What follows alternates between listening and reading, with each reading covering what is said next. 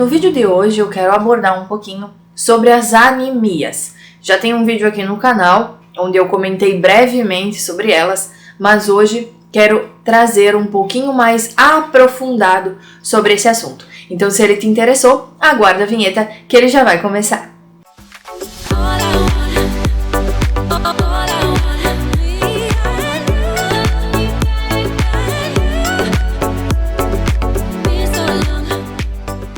Oi gente, bem-vindos novamente ao meu canal. Eu sou a Vivi e tô muito feliz de poder trazer mais esse vídeo aqui pra vocês, mais esse vídeo aqui pro canal. Então, antes de mais nada, já curte esse vídeo, compartilha com alguém que você acha que vai gostar dessas informações e, claro, não esqueça de se inscrever aqui no canal caso você ainda não seja inscrito. Vamos iniciar o assunto falando o que é a anemia. A anemia, ela é uma condição onde ocorre a diminuição da hemoglobina ou da quantidade de hemácias presentes na corrente sanguínea, sendo ineficiente a sua quantidade para as funções fisiológicas do organismo. A maior parte das anemias, as mais comuns, elas são por fatores carenciais. E o que isso significa? Carência de nutrientes. Então, nutrientes importantes para o bom funcionamento, para a formação das hemácias, para a formação da hemoglobina, acabam sendo pouco consumidos e isso acaba desenvolvendo no paciente essa anemia. Mas existem outros tipos também e nós vamos ver no decorrer desse vídeo.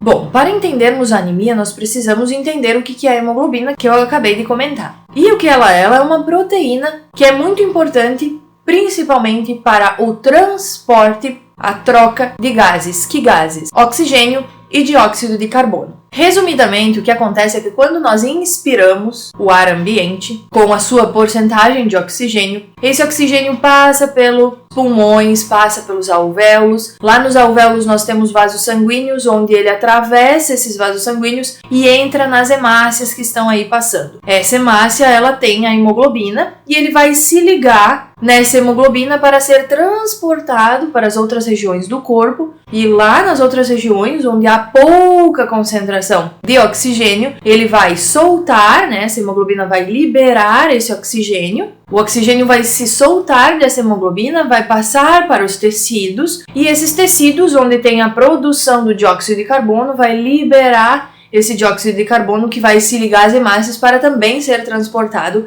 até os pulmões, onde pela expiração nós vamos eliminar esse dióxido de carbono. Então, a hemoglobina ela é muito importante para essa troca de gases. E o que é muito importante nós sabermos também, essa hemoglobina ela é formada por 4 grupos M. E esse grupo M ele é formado por molécula de ferro.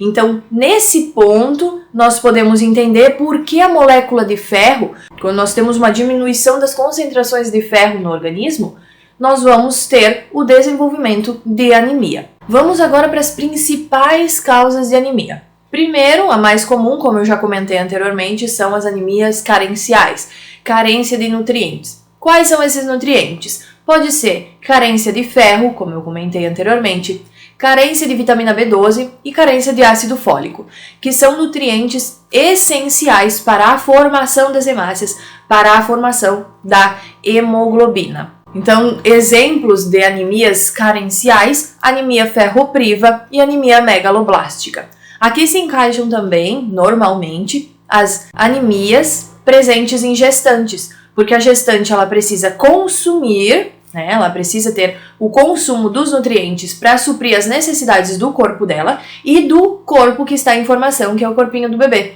Então, muitas vezes o bebê acaba sugando, necessitando, absorvendo esses nutrientes e acaba faltando esses nutrientes para o corpo da mãe. Por isso que muitas gestantes fazem um acompanhamento, um controle e um tratamento com injeções de B12 ou ingerem ácido fólico, ferro, fazem uma suplementação muitas vezes para que não falte para elas e elas não venham a desenvolver anemias decorrentes disso.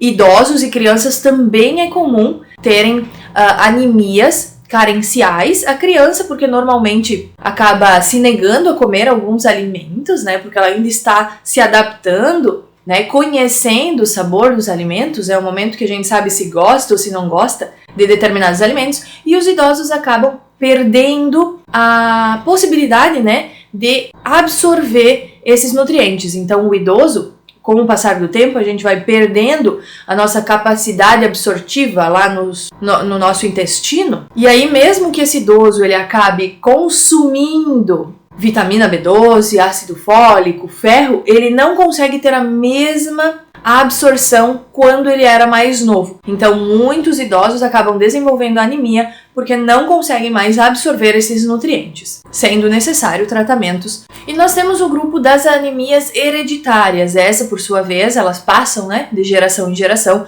podem passar de mãe para filho, podem pular uma geração, então a avó tem, o filho não vai ter, mas o neto vai possuir essa mutação, vai desenvolver essa condição. E são mutações genéticas que acabam interferindo muitas vezes na formação das células vermelhas, tanto das hemácias quanto da hemoglobina, ou alterando a quantidade, o período de vida útil dessas células das hemácias, que normalmente possuem uma vida útil de 120 dias, mas com mutações genéticas pode diminuir essa quantidade e a medula não consegue ir repondo essas células, fazendo com que o paciente acaba tendo uma quantidade menor de hemácias disponíveis, obviamente, de hemoglobina disponível circulante, e assim desenvolva a anemia. E exemplos de anemias desse tipo, nós temos as talassemias alfa e beta, que são mutações genéticas nas cadeias de hemoglobina, alfa ou beta, e a anemia falciforme, que é aquela anemia conhecida como a célula em forma de foice. A imagem está passando aqui do lado para vocês entenderem. E essa anemia, ela acaba muitas vezes tendo a consequência do entupimento de vasos, porque essa hemácia, ela acaba não tendo a mesma capacidade de percorrer os vasos sanguíneos. Nós temos também anemias formadas a partir de doenças crônicas e autoimunes, Aqui nós vamos ter, por exemplo, o desenvolvimento de anticorpos que vão atacar as células sanguíneas da série vermelha, destruindo elas, fazendo assim com que tenha uma baixa quantidade dela circulante e seja ineficiente para todas as funções do organismo, causando assim os sintomas da anemia. Uma dessas anemias, são as anemias hemolíticas, onde ocorre a hemólise, que é a destruição das células sanguíneas da série vermelha. Nós também podemos ter anemias que são causadas por doenças na medula óssea. Então, pessoas que passam contato com radiação, quimioterápicos, que pacientes de quimioterapia podem vir a desenvolver uma anemia secundária ao tratamento, a essa patologia, ao câncer, e pessoas que têm contato com substâncias tóxicas, que acabam muitas vezes danificando a medula óssea, e assim a medula óssea não consegue produzir mais células, renovando o estoque, e assim o paciente desenvolve essa anemia, desenvolve os sintomas e os sinais dessa condição patológica. Para preveni-la, principalmente em questões de anemia carencial, consumo de carnes, então alimentos de origem animal, e alguns de origem vegetal, como feijão, brócolis, beterraba, castanha do caju, são ricos em ferro, esses nutrientes que são necessários para as nossas células sanguíneas da série vermelha principalmente, e assim, com o consumo destes, a gente diminui a possibilidade de desenvolver essa anemia de origem carencial. Alguns sinais e sintomas mais comuns de pacientes com anemia: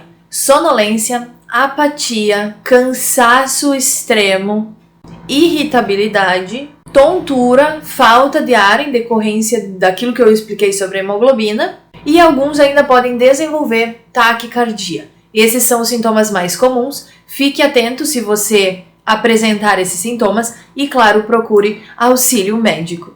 Bom, eu espero que vocês tenham gostado desse vídeo, espero que tenha sido interessante para vocês. Qualquer coisa eu fico à disposição, tanto aqui nos comentários quanto lá no meu Instagram. Fiquem bem e até a próxima!